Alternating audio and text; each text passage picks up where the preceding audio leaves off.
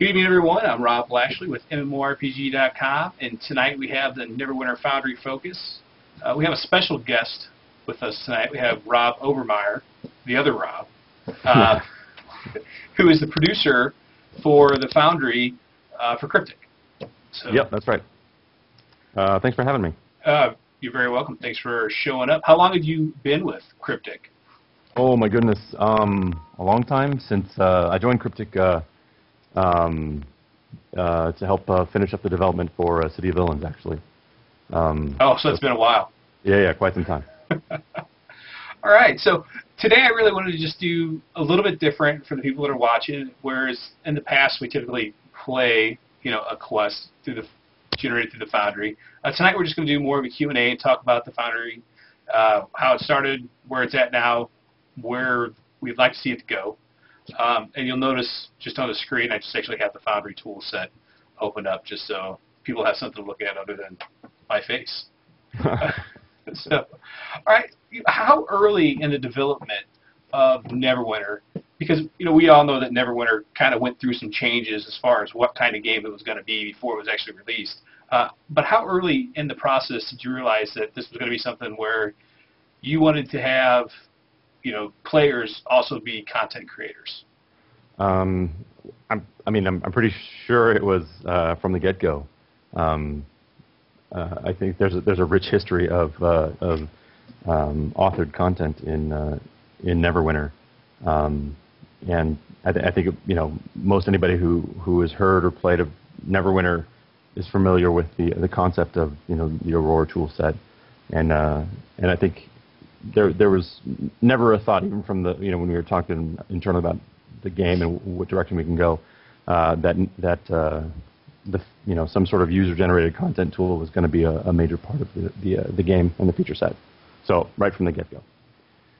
Absolutely, but that had to be kind of a daunting task to undertake, because I'm trying to think if at that point you'd had, when you started developing Neverwinter, if there were any other MMOs that had this kind of tool set to create user-generated content. Because it's one thing to say that previous Neverwinters had it, but they were online multiplayer games, but they weren't like MMOs being hosted by a company and being a service and not just a game.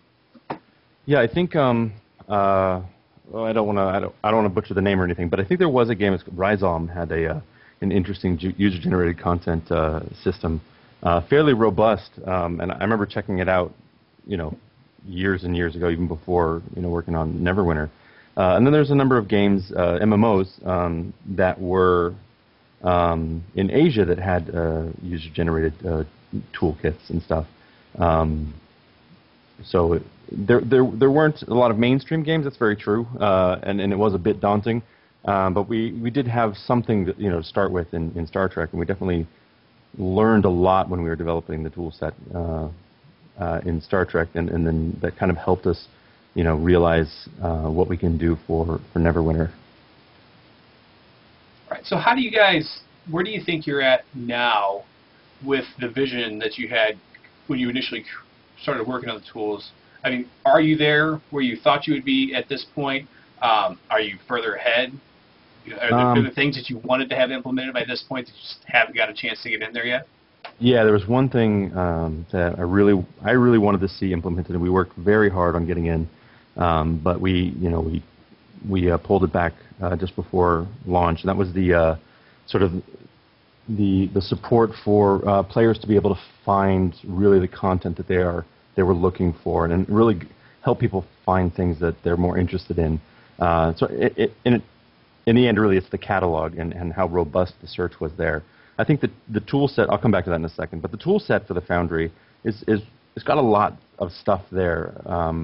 And when I sat down with the team and we scoped out what we can do, and we delivered way more than what we were scheduled to deliver. We knew that we had a very solid foundation with the addition of the 3D editing, which actually wasn't on the plate until, I'll be honest, until late December. And then with everything else, and then the whole revamp of the UI and a lot more stuff with the AI tool sets and stuff. So on the editor side, I think we're exactly where we wanted to be at launch. We of course we wanted more content and more stuff for players or authors to use when they created their quests, but I think we had a really good foundation. But it was the we'll call it the player-facing aspect of the Foundry, right? It's the catalog when you go find the quest that you want.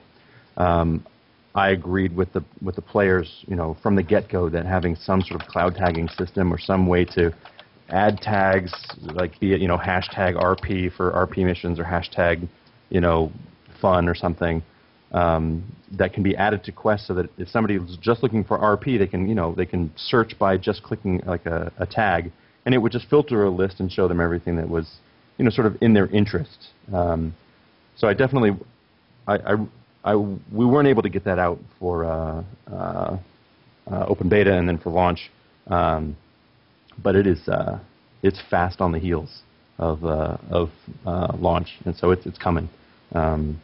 So as soon as that's out, the Foundry is exactly where I hoped it would be at launch.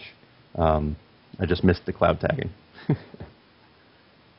I'd say you're doing pretty good if you only missed one objective out of a list I'd imagine that included hundreds of items.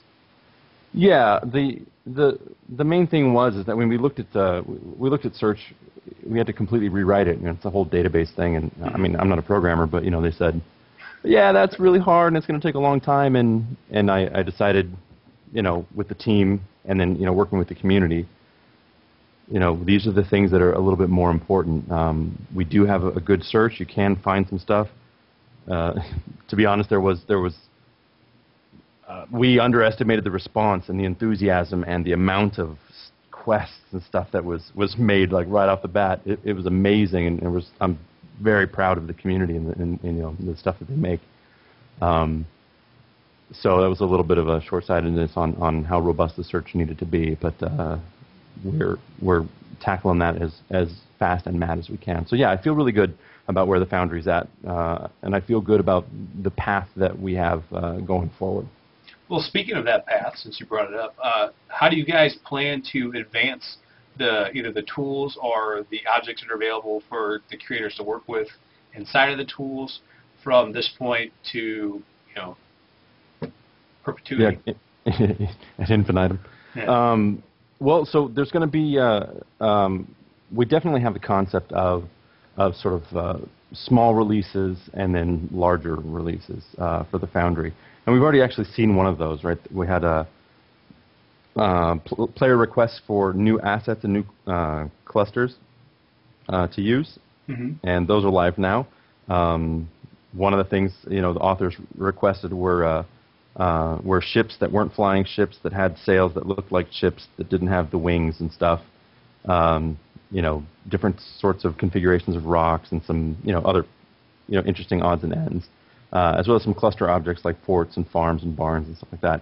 So we sort of comb through the requests from authors, and we pick some things out that we can hit there. And those things, those small updates, those are going to keep coming, right? They'll be in little clumps, so maybe every once in a while there'll be a clump of new stuff that comes out, some new assets, maybe some new costumes, effects, teleporters. But generally it's baubles or odds and ends to sort of expand the asset library.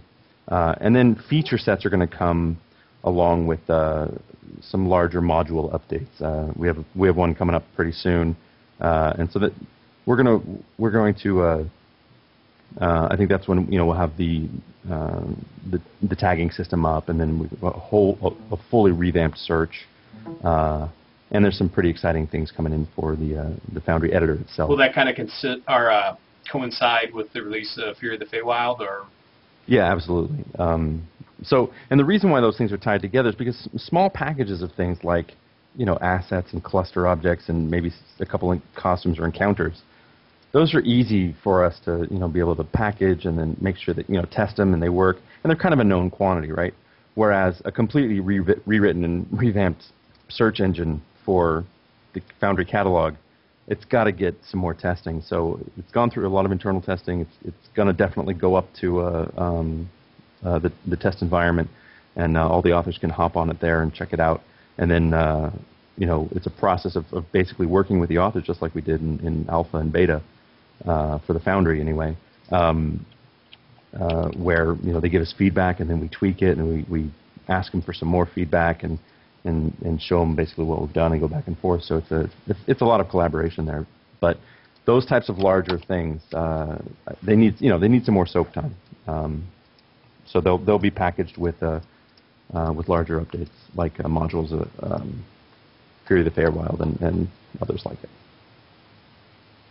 All right. So I am getting reports that people are trying to talk to us in the chat, but they're having problems. One of the questions, if you're watching right now and you're trying to talk to us and you can't through chat, you can tweet me at Graculen, so Grakulen. If you don't use Twitter, I don't really, I've got it on Facebook too, but I don't know how real well you're going to be able to get just to me through that.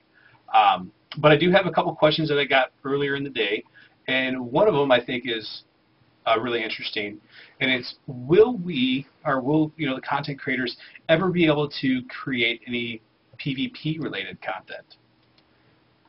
PvP related content. Well, there's definitely something that was asked for. We've talked about it. There's a few threads during alpha. We've talked about it internally. I think that it is something that we're going to continue to investigate. I know there's a want for it, but it's something we're actively talking about. So I'm not gonna commit and say absolutely yes. I think, however, the EP, I think at some game show, Craig was at some show and somebody asked him, and he's like, "That's a great idea. We're going to do that." And that's You're like, I don't think we can. Yeah, it's okay for him to say that, but he and I talk, and I think there are definitely some really cool things there. And actually, in our latest conversation, marketing would be mad at me, but whatever. In the latest conversation, we talked about, I think what we're trying to tackle now is the process in which we get PvP maps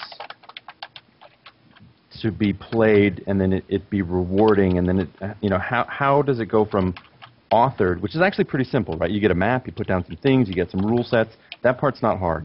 Publishing, that's not hard either. We know how to publish maps, but it's what stages, like what is the flow? Do we have an alpha phase for a PvP map, and then does everybody play that, and then people like it, and then they vote it up, and then it becomes something different, and then everybody's like, yay, now it's totally awesome? Or is it free-for-all? And then, I mean, how do you search for maps? And the amount of people that author content now, can you imagine having to search through 1,000 different PvP maps? And then how do the good ones bubble up? And that's a lot to take on. But we are actively talking about it. I mean, it's something that I'm drafting a design doc for, and we are talking about that as a potential feature currently. So I hope, that should give some hope to people that are interested in PvP content for the Foundry. No, I agree with you. That's a really great point at the end there, and that's one of the the questions I was going to ask anyways, is trying to help get the good new content that people haven't been able to see to bubble up towards the top, because you have a glut of older things that have already established themselves at the top, and once you get there, it's really hard to dislodge them from their place of being so visible, because they've got so many playthroughs, and then you got one that's maybe only got less than 100 playthroughs, but it could be something really great, but it's also got an issue where its time to run is sitting over a half hour or so, and people are like, well, it doesn't qualify for the daily Foundry quest. So there's a lot of things there that are very daunting, I can imagine, as a developer, to try and find a way to assist people to get into that content. Do you guys have any thoughts or ideas on how you're going to tackle those challenges right now? Well, we're definitely talking about how we're going to tackle them for Foundry content. So we'll push PvP aside. That's a thing. Yeah.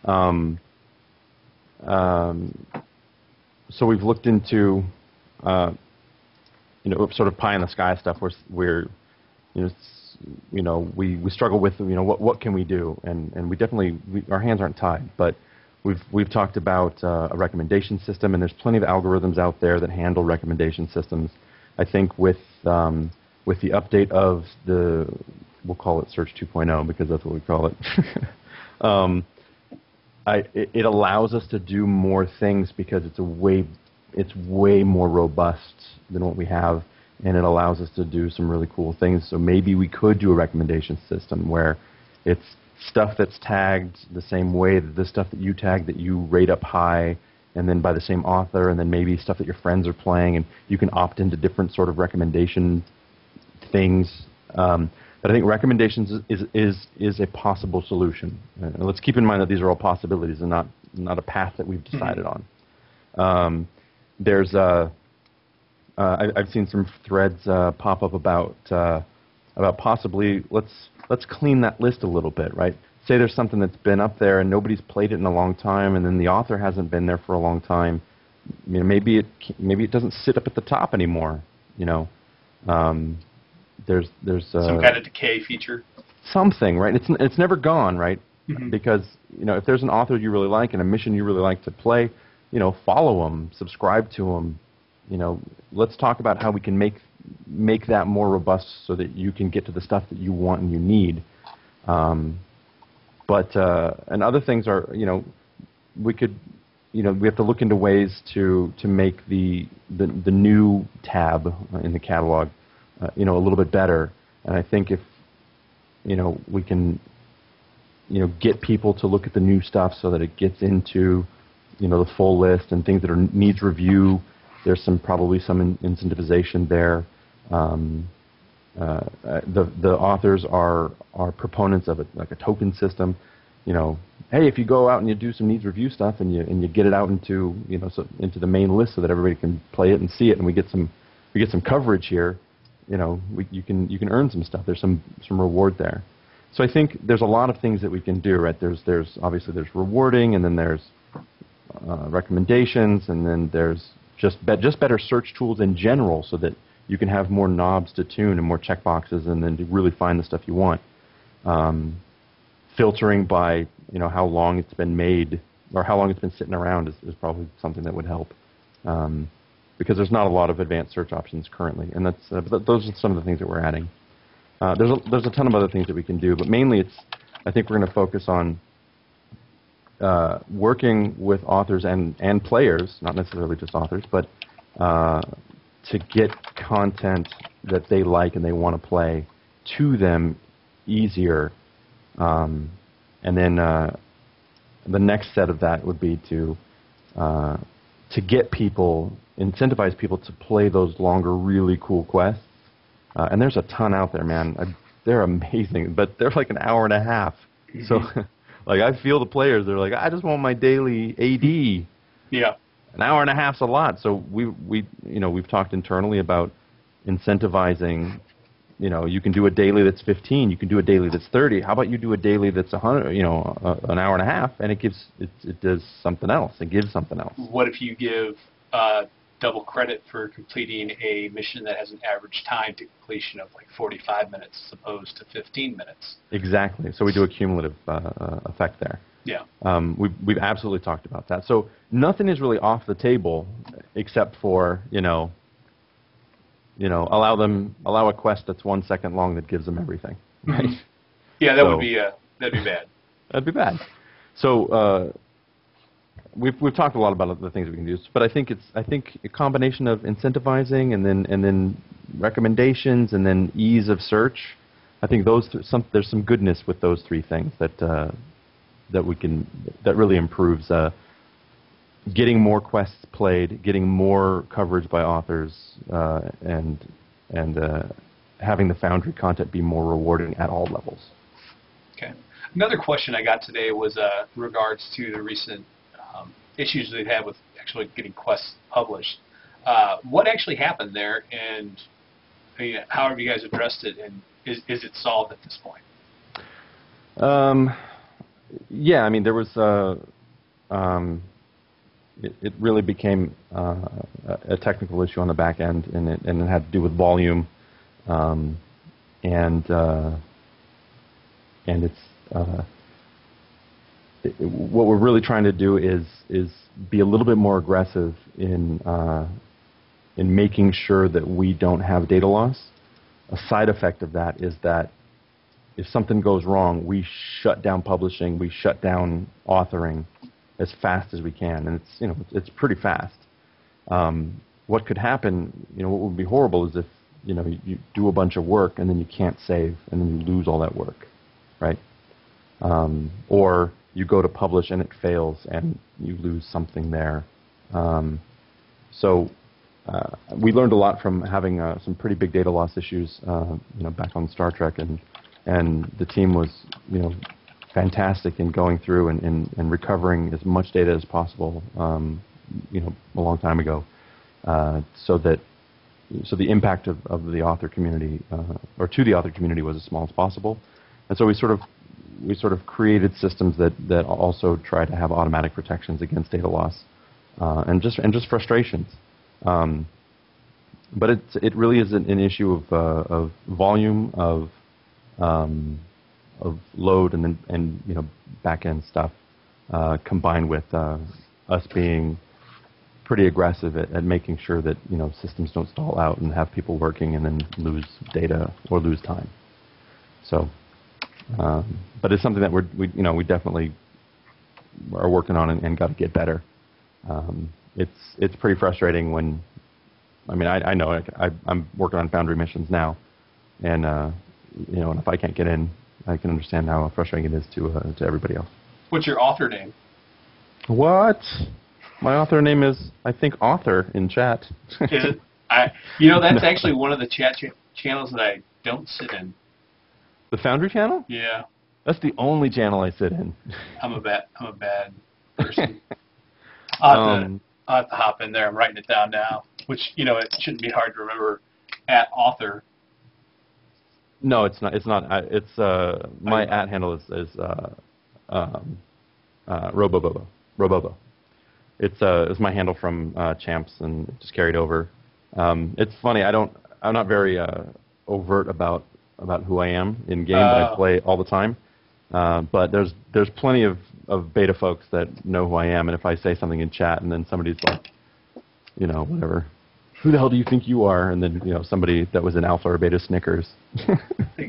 The producer on the tools. Yeah. Well, they never out me, which is pretty cool. Yeah. But I guess I sort of out myself now. you kind of outed yourself to.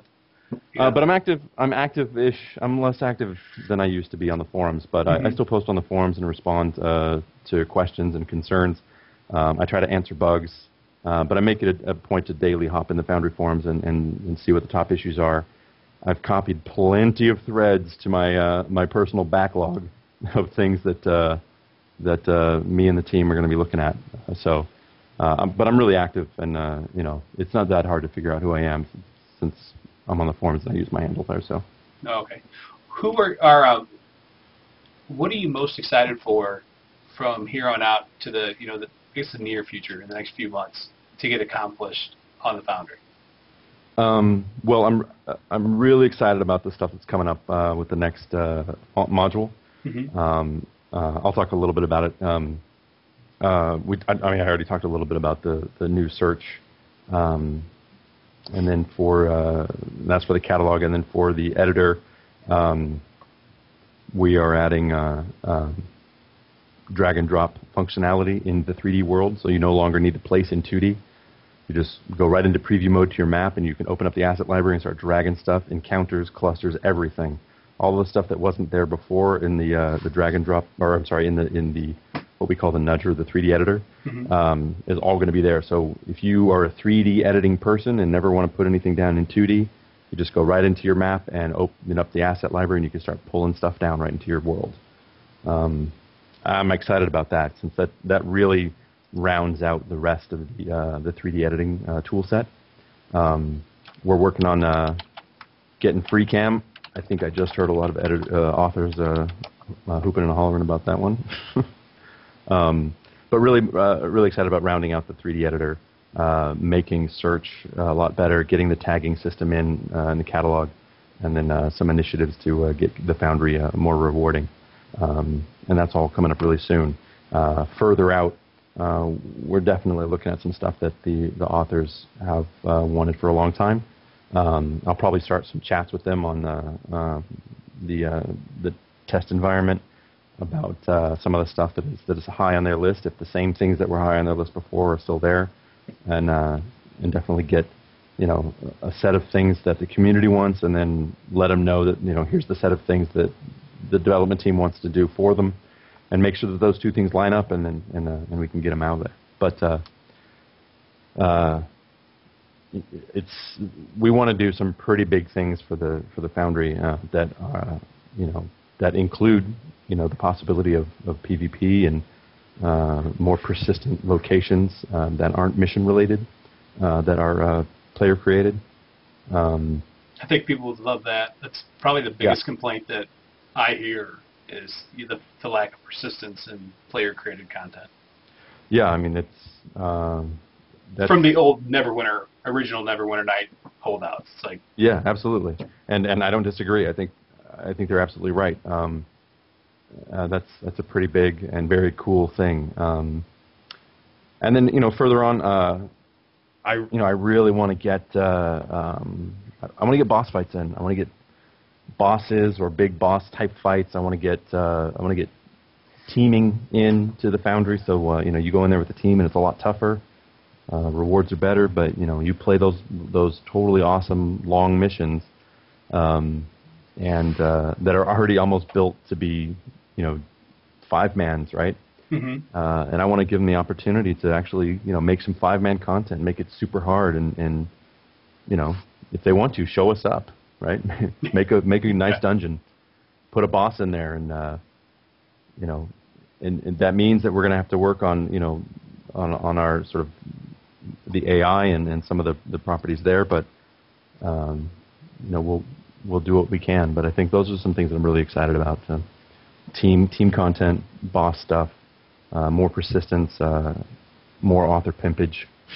I think some of the quality of the content that the users have created already is at a professional level for some of them. It just amazes me going and doing their quests as opposed side by side with doing Cryptic's quests.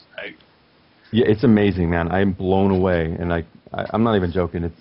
It is amazing. And what's scarier though, and I've joked about this in the past, is the amount of time these guys and girls spend.